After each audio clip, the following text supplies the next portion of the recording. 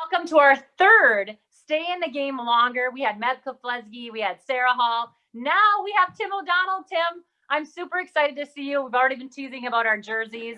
You got the Celtics, I got the Villanova Wildcats. But thanks for joining us tonight. Yeah, thanks, Carrie. Yeah, you and I too have been kind of juggling these kids in the background. Life's a Yeah, little different right now. It's not just racing, training, and traveling around the world. It's juggling a lot.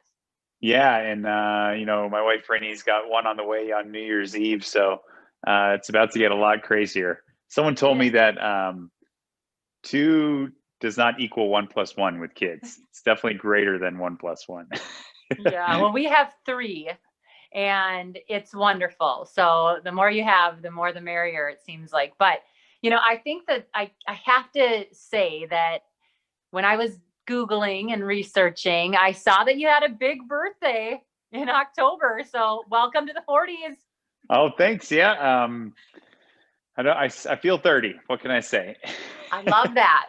Well, we're talking about staying in the game longer tonight, and you just keep getting better and better and better. I mean, it's really kind of fun to look at your stats and to see how well you're doing. Last year, second at the World Championships at Kona. It just seems like you got to keep going. And when a lot of people would think maybe you want to relax and take a little bit of time and enjoy all of these races on the sidelines, but nope, that's not you. No, I know whenever I stop racing, I'm going to miss it. So I figured the best way to keep racing is to race fast so I can justify continuing to race professionally. But, I think a lot of it comes down to, being smart throughout the years and experience and being strategic with your training really can extend your career. And age is it's a cliche, but it is just a number. Yeah, for sure. What is it that, keeps you going every day? Oh, it changes day to day. Sometimes it's just knowing they're going to get a nice meal after a hard workout. But, as my career has progressed and I've gotten older, when you're young and you're just starting out, you just want to try to win races, and then you're trying to get partners, and, you want to, buy a house, and then you're worried about paying a mortgage. And at this point in my career, it's and now as a dad, it's more about just having having something unique and fun for our family to enjoy together through this crazy sport, and just wanting to be a good role model for my daughter and our next child too. So that's been a huge motivator for me, is just setting that example and going out there and always giving it 100%. Yeah. You talked a little bit about Rennie, your wife. She's the 3-time world champion. I mean, you guys have so many accolades between the two of you. How's she doing in this final month of her pregnancy? And is she going to come back and compete as well? She is. Yep. She's doing great. Her back's definitely gets tired quickly, and but she's still out moving. She's swimming. She's riding her mountain bike, and she's out doing a lot of hikes. So she's almost at the point, those last couple of weeks, you're ready for it to be over. So I'm sure Carrie, with 3 kids, but yeah, she's been great, and she's been excited to have more time with Izzy and things like that. So we've definitely made the best of this crazy year. Yeah. So the pandemic, let's talk about your training through it and how you are mentally, physically. I know there's a big event coming up in December. So where are you at, and how have you kind of felt like this year has played into your career? Being older, is it a damper, or is it like, okay, now it gives me time to work on those little things that you've talked a lot about in other interviews? Yeah, I mean, it's when you start getting, I've been doing Kona since 2011, and you want every swing of the bat you can possibly get. So it's definitely been disappointing to lose that race this year for me, but at the same time, it's also a good way to kind of pump the brakes. Racing multiple Ironmans a year can be hard to bounce back from year in, year out. So I'm hoping that this, extends my career even further down the road. So we've been smart. I haven't been preparing for races that I wasn't sure if they were going to happen or not. So, my coach, Julie Dibbins, and I put myself in, all right, well, you need to be ready to crush a race in like 6 weeks time. So we've always kind of been in that level of fitness.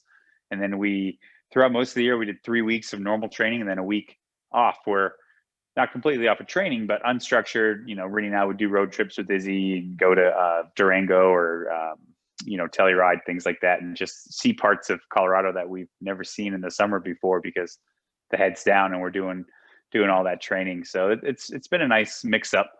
But the PTO championships are in about a week. They're December 6th. So it's a huge race, $1.1 million prize purse. The entire race is on the Daytona Speedway, which is really cool. And I've been training pretty hard for that one the last couple months. Yeah, last year going into Kona, you were a bit banged up. I mean, I think I heard that you had only run like 6 or 7 times before that race. And then you have the best race of your life, the fastest time by an American, second overall. When you have a period of time where you're healthy and you're just going through the motions and I remember having those years, but this is a long haul. The race that you run and bike and swim is not short. When you go into an event like you are here in December, healthy and kind of firing on all cylinders, does that fire you up? Does it get you a little nervous? What is this training cycle like for you when you know that you've had a really good one? Yeah, it's I think it's actually a little nerve-wracking, because there's a fine line between being the fittest you've ever been and being injured or just overcooked, right? So I've definitely been smart about trying to hold back and reminding my coaches that, hey, let's go into this fresh and not overdone. And I think we've been doing a pretty good job. I've still been actually doing some running on zero gravity treadmill, just to keep the all that impact out of the body. And being up here at altitude, it's hard to get that kind of higher end speed without really, really, really going to the well. And it's been nice to try to do some stuff like that to keep the fitness high, but not overdo it. So the second baby is due right at the end of the year. Yep. So yeah, you're pushing it. I'm going to need somebody with a cell phone on them while I'm racing in Daytona. I might have to get the call to get back to Colorado. So yeah, it's really exciting. What is the date of Daytona? It is December 6th. Okay. Yeah. And you're not due until December 31st? The end of December. Yep. Oh, and okay. And Rennie came about 12 days late with Izzy. So okay. We're hoping I not was super 10 days early with Ruby and then 10 days late with Everett. So they say history, repeats itself. Not in my case. So you're saying I should be ready to go. You'll be okay. Though going into this race and having that, was Kona your last big event? It was, yeah. I did Ironman Cozumel after Kona just to validate for Kona 2020. So that was more just, checking the box. So Kona, I haven't really put together a proper race effort since October of 19. Wow. I mean, that has got to be hard. I mean, some of the athletes in the running world, that's my background is the running world. They've been able to do time trials and sneak into some small races and things like that. But for you guys doing the long race, do you get nervous about that? Are you throwing in time trials? What are you doing to prepare differently for this race? Yeah, it's a little. In the running world, I've been loving watching it. I mean, people are throwing down crazy times and breaking records all over the place. I guess it's a little different when you're trying to get a swim bike run together. But I did go down to the PTO. Has been great in supporting the athletes, and they actually put prize purses in a bunch of local races across the globe. So they actually put prize purses in 3 races in the U.S. and I was able to go down to Claremont, Florida, and do one of those. And that was great just to get in that mindset, because it's really hard. You can push yourself and get a great physical effort in a time trial, but to have that mindset of reminding yourself of what it feels like to get out of the water and be running and sprinting, and how your legs feel, and remembering what you have to do and strapping your helmet and things like that. So it was nice to get that little hit out with that race down in Claremont. But other than that, we've been doing some simulations. We have a great training crew here, and I got some great guys to train with. So, and they're a lot younger than me, so they keep me honest. Yeah. every day you think about though Kona and, you know, having that race of your life, and now when you're getting out the door, when you think of that race, what are you working on? What is changed about you now that you're into the 40s and you know these young guys are gearing, you got a big, you know, big target on your back, I should say. And I mean, you still are having fun and you're still enjoying the life of getting after it. Yeah, you know, I mean, Ironman, it's such a race of patience. So, you know, I remember some of the ITU guys coming to Kona last year, and they were like just full of fire and yelling and super animated. And I'm just thinking in my head, hey, this is 8 hours. You got to be calm and cool, you know?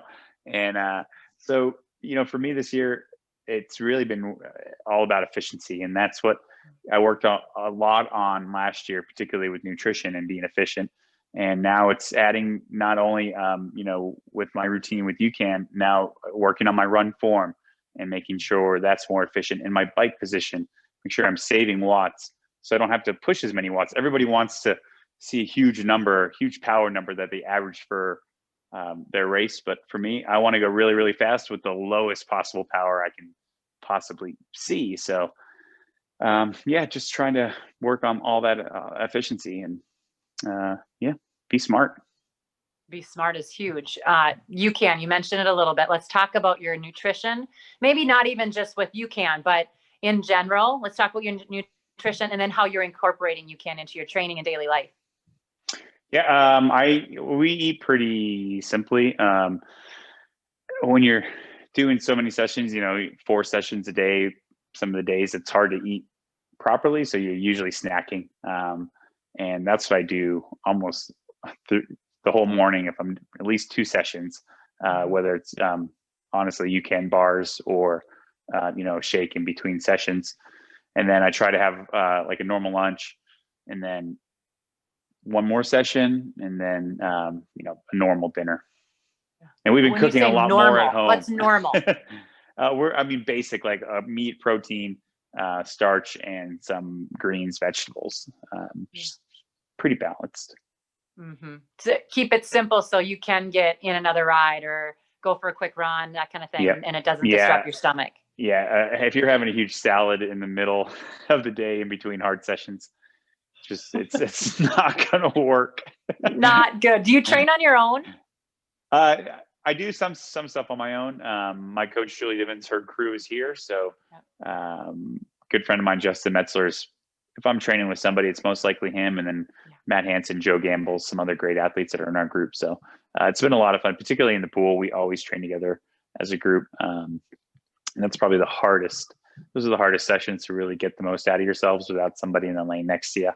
Yeah, exactly. And that's what, with COVID, you guys aren't able to have that big group. Yeah, we've been, you know, we can still have 2 people a lane here in Colorado. So our group's not that big. And the folks at Rally Sport are been super accommodating for us to get pool time because it's so popular right now because a lot of people don't want to go into the gym. So everybody's going into the pool. But luckily, yeah, we could still get slots for a couple of days a week.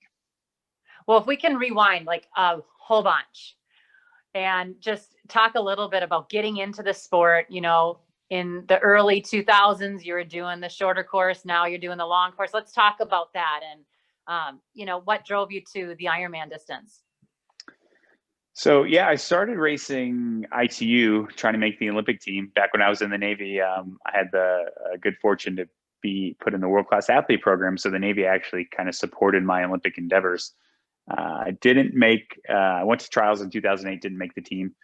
And 2009, I got out of the Navy, moved to Boulder, and I was still on the fence. I was on the national team, still planning to try to make the 2012 games because at that time, my goal in the sport was to make the Olympics. But I also started dabbling in 70.3s and had awesome success in that. And I started to see how I had a career path in long course racing. So, you know, I obviously love the sport and I wanted to keep doing it. So I started to gravitate more towards the long course. And then I met Rinny. And at the time, I really wasn't super interested in doing Ironman, but I went to Kona in 2009, watched her finish second. And I'm like, wow, this is amazing. I want to get involved in this. And then 2010, I was still on the fence. I was actually racing really well in ITU. I was on the podium at US Nationals and Pan Am Champs. So, great potential to make the team. But then I went to Kona in 2010 and watched Rini win Kona. And it was insane. And then I flew from there to South Korea for an ITU race. And it was in this little fishing village, and there's like 10 people there watching. And I remember being on the start line at this race and saying, nope, this is it. This is the last ITU race I'm going to do. I want to go try to win Kona. Like, that's what I want to do. So that was it. That was my transition. I haven't done an ITU race since. Oh my goodness. And your love story with Rini, you just saw this beautiful woman and that was it? Or did you talk a little bit about that? So we met a couple times in 08. We actually met in the med tent after a race, after 70.3, but she was so far gone, she didn't remember. It was in Lubbock, Texas. It was so hot. And I was in the lead. I had 3 minutes. I had a 3-minute lead with a mile to go. And I completely imploded. I was wobbling across the line and someone ran by me, like in the finish shoot. So she doesn't remember that. But then in 2009, we met in St. Croix. And that was the first 70.3, my first pro win as a pro. And I joked that I had to win a race to get her attention. And it just so happened that I had moved to Boulder and she was coming to Boulder to train for the rest of the year. And we hit it off. And I give her a hard time too. She Facebook friended me and I'd let her sit for like 10 days or something. Playing hard to get. Mean. I was on the edge though. She's almost gave up on me. And luckily I friended her awesome, at the right time. But I kind of did the same thing. I met my husband on a run. He's not a professional runner, but I met him on a run and I gave him my email. And then he too made me wait for like 14 days or something. What's up with you guys? Playing hard to get, whatever. Playing hard to get, and then we also probably just literally forget. Yeah, maybe. I love that. So, with Rini being so successful in Kona and you being so successful, but her having the win, how much do you want that win? Like, is that the thing that will be the pinnacle of your career if you get it? Or are you okay with how awesome you've already done? Yeah, definitely 100%. I mean, everything. I was actually just talking with my coaches today and we were planning bike position stuff. And it was very much the all-in mentality for 2021 Kona. And that's absolutely the plan. At the end of the day, I can't, to some extent, really I can't at all control the people's performances. And, last year's performance, I think literally 40 out of the 42 times in Hawaii that would have won, right? Just happens that, Jan had, who is probably the greatest ever, had his best race ever. But I love the competition and I love seeing what I can get out of myself. And, sometimes when you have someone else like Jan was pushing me, I got a performance out of myself that, is a dream performance, whether you win or not. So there's a lot of satisfaction coming out of the fact that that you really put together an amazing effort. Yeah. I want to dig a little bit deeper though. Like when you lay your head down at night or when you're lacing up those shoes for a run and you just don't want to go, like, what is it? Where is it in that race that you're going to win that race? Yeah. I mean, I think two things. I'm a little more efficient on the bike. So at that 90-mile mark, you're ready. You haven't put too much energy out and you're ready for those little attacks because, for instance, Jan got away like 95 miles from me, maybe got 2 minutes on me on the bike. It wasn't a quote unquote massive attack, but when you're 4 or 5 hours into a race, it just takes a little bit of that little nudge to open up gaps. So be ready for that. And then it's all about the run, which really comes from being smart on the bike. And the years I've been in my best run fitness, and I'm probably not in as good a riding shape, I've actually had worse runs because I override and then I can't access I can't access that run fitness. But when I'm in great ride shape and I feel better off the bike, that's when I'm gonna be able to run a lot faster. So my husband has done 4, maybe 5 Ironman. competitions. Not Kona yet, but you'd like to. Yeah, and let me ask you, what's it like being the Ironman spouse, right? Like, did you go with him to the races? I do go to the races with him. But my husband is not one that you want to follow in his training plan, especially you, Teal. Like, stick with your team. He likes to pretend he's on the lifetime taper is what he calls it. So, he'll get out for a few runs and a couple real long bike rides and some swims and he's good. So it's all for fun with him. But, I saw a number of things that said that in 2018, you made some big shifts in how you raced, how you trained, your nutrition. And I think it'd be really interesting for you to kind of speak to those amateurs or, the guys like my husband and the gals like my husband that are doing it for fun, but also take it serious enough that they need to know the products and how you use UCAN. Because I think and it's also fun for me because you and I have about the same marathon PR, although I have not been competing for 6 hours beforehand. But I want to know how you use it, during your race, during your training, and, even just like your concoctions. Maybe you have something different you put in there.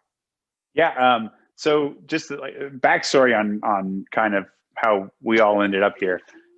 In Kona in 2018, I was in the front of the race with Patrick Longe, who eventually won, and Braden Curry, who ended up right behind me in 5th. And, we're 10 miles into the marathon and we're running together. And I'm like, this is awesome. I actually felt like I feel good. Let's get an amazing performance out of this. And then I just completely went flat. Like, heart rate wasn't high or anything, but definitely had nutrition issues. So that's really what in 2019, what led me to say, okay, well, let's figure this out and let's try everything out there. I was in a position where I was free to do whatever I wanted, and I was trying to keep it that way because I didn't want, a partnership to bring me into something that wasn't going to help me win Kona, right? Because that's what it's about. So trying a bunch of stuff, start chatting with Matt at UCAN. I had tried it years before, but hadn't given it a proper shot. And that's when I talk to people about UCAN, I said, it's not, you don't try it once. Like, you need to incorporate it into your daily life and your training program. Give it an honest try and you will understand. I won't have to say anything else. Just literally try it for 2 weeks and you'll understand. So that kind of was a big part of me being strong in the marathon, despite having only limited run training. Right. Mm-hmm. It's a huge part of it. Getting specifically, how I use it. In races, I'm plain. I'll do plain. I'll mix it with high glycemic carb. I am burning so much calories kind of racing. A lot of people, if you look at my metabolic tests and where I race out in an Ironman, it's not completely aerobic, and I'm burning a lot of energy. So it's a perfect mix. I'll do three bottles of 2 scoops of plain with some high glycemic, and that's like the base of my bike nutrition. Preloading with at least 2 scoops in the morning. And how about the almond butter now? So good. Have you tried the almond butter? Yes. I was actually shocked. I did not know what to expect. And I emailed Matt right away. I'm like, this is amazing, dude. So I have a jar that's coming with me in my bike box to Daytona, because that will be like the staple of my during the week nutrition will be like gluten-free bread and that UCAN almond butter. But so for me in the race, it's all about, all right, preloading and on the bike and, run the numbers, knowing that it's a constant drip. How much do I need that when I get to the run, I'm good. I'm stocked up and like, let's rock. Right. And let's not worry about too much. And it really worked well. Yeah. The one thing I love about it is that you don't have to have a ton in your stomach. You're not just putting down tons of liquid. You don't have to have any slosh in there. I mean, you can concentrate it as much as you want, or you can dilute it as much as you want. But that has really helped me for my long runs. I'm not a triathlete. I'm not doing the long stuff. I'm doing longer runs, but it has been really nice. And also coming back from pregnancy, and while I've been, feeding a baby and trying to compete and race, that was a really good time for me to start with a product, and I've really enjoyed it as well. But it's amazing. I mean, obviously I don't have experience, but watching Rinny, like she, like in training while she's feeding, it's amazing how much more she needs. And it was actually, I tell the story a lot. We did a long ride up to the top of, I can't remember the name of this climb for some reason. It's a national park in Colorado. It's 12,000 feet, Trail Ridge Road, it's called. And, you know, Rinny was still feeding when we rode up. She was not completely bonked. I had 2 scoops of UCAN and I'm like feeling good. And she's like, what the heck? Why are you, she's eating chili and fries and stuff. Like, why are you hungry? I'm like, I'm fueled on UCAN. I love that. What do you guys do for fun? I mean, you're training a lot, so you have to conserve a lot of energy, but what do you do for fun? Yeah, we there's a mini golf place down the street. We love taking Izzy to mini golf. And we have we're partnered with Master Spa, and they have the big swim spa. It's like 15 feet long. So Izzy loves playing with that. She can do backstroke, some backstroke, freestyle. She's learning her breaststroke. So it's been fun for us to have that entertainment here at the house, particularly during this year when you don't really want to go to a ton of places. And she loves going on little hikes. We'll take her to the creeks and things like that. And she'll just play around in the rocks and the water.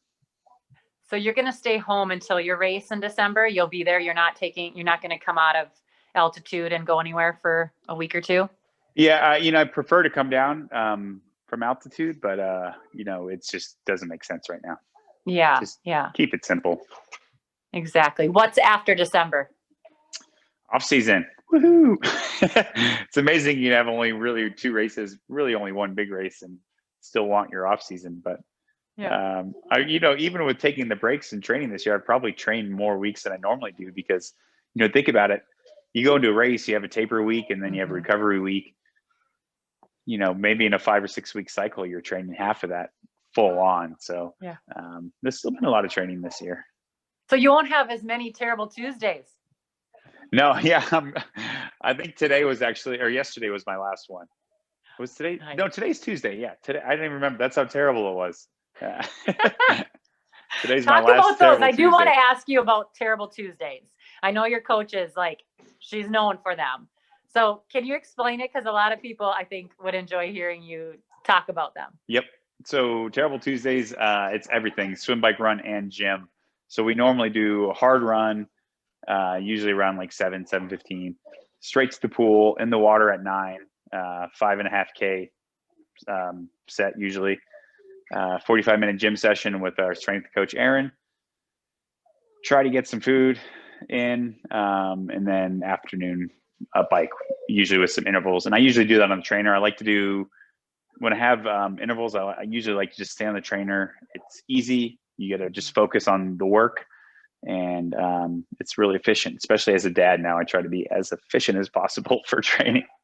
For sure. When Rinny gets back to training, and hopefully we're out of this pandemic, how do you guys do it? Do you have nannies come in?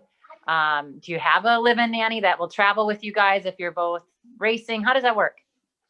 Yeah, we had, we're actually really fortunate. We had a great live-in nanny who started working with us when Izzy was 12 weeks, and she was with us through October. So she traveled everywhere with us. It was amazing.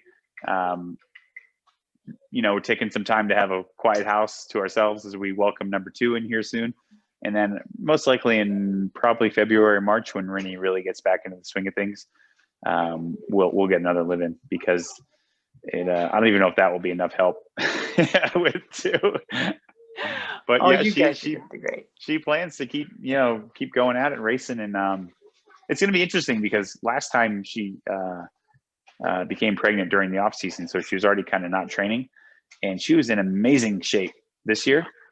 So I think she's been actually able to hold her form a little bit better through the pregnancy, and she looks great, and she's doing great. And it's going to be exciting to see her come back again. Do you know what you're having? We don't know. I wanted to know. Rennie's like, no, I got voted down. It's not. The votes aren't weighted evenly. Well, if you're gonna play hard to get, then you know what? She's the boss now.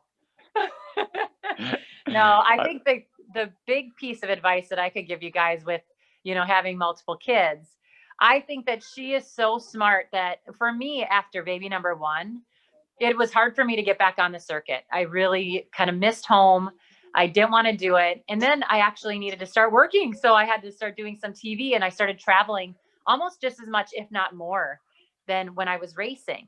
And then I had baby number 2, and I was kind of, into that groove of building my life after sport. And I do think that now that you guys will have 2 kids, you'll know that you can do these races. You can be away from home and away from them, and they'll be okay. So you're going to have fun, you guys. It's awesome. Oh yeah. Well, yeah, it's going to be, I mean, Izzy literally came to every race with us. So, it's going to be interesting now we'll have 2 strollers, 2 car seats, 2 bike boxes. That's actually why I got a truck last year. I had to buy a truck, the end of 2018. I'm like, I need a truck if we're going to get to the airport. Yeah. I was going to say it's an expensive trip everywhere you guys go. It is. Yeah. Now it'll be 4 seats and bike fees each way, but it's totally worth it. We have a great time. And that's part of the reason we've loved racing so much the last 2 years, to be honest. It just gave us this whole new appreciation for the sport and how much we love it. And we're just big traveling circus. Yeah. Well, family is important, and the UCAN family is important to you and I thank you for taking the time. Can we watch the race anywhere in December? It will be, yeah. Head to PTO's website or Challenge Daytona website, and they'll have live streaming all day, and it will be on one of the networks, like the short hour program of it. And I think they're still bidding on that, so I don't know which channel. Okay. But it's great to see for triathlon to get another big event on television, and growing the sport and educating more people about the sport. I'm really excited to be part of the PTO movement. Hey, well, good. Well, we'll be looking out for you. And you guys, if you want to get any products and you do it tonight, you'll save 30% off because we still have the cyber sale going on. If you do it through the end of the year, you'll get 15% off. All you have to do is go to ucan.co and use the code UCANTO. And you're going to get lots of great products and a great discount. Like I said, do it tonight before midnight and you'll get 30% off. And try the cherry berry. Try the new cherry berry almond. Yeah. Woo. The bars are awesome. Yep. The almond butter is awesome. Everything is awesome. So, Teal, we wish you all the best of luck. Thanks, Carrie. Yeah. Great chatting with you. Us.